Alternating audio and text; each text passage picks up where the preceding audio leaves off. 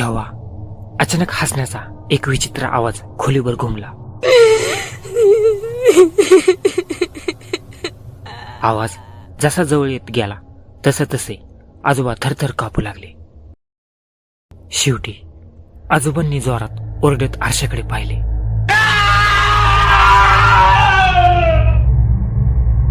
आणि आरसा चक्क फुटला.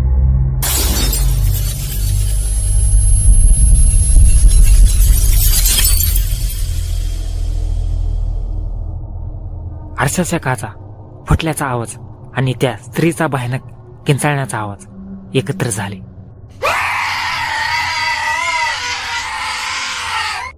आजोबांनी पळत खोलीबाहेर धाव घेतली.